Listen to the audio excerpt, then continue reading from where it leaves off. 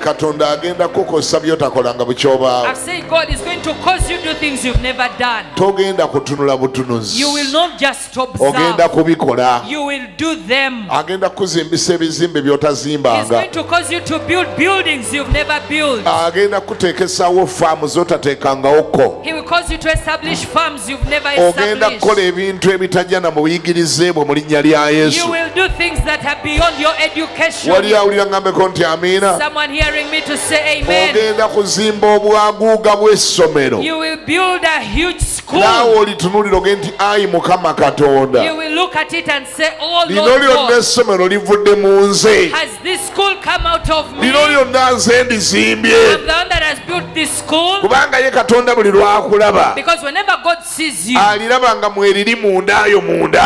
He sees that it is in the inside of you. Kati agenda kuwa amaanyi agalizaala. So He's going to empower you to birth ani it. awulira ngambeko nti amiina. Somebody say amen.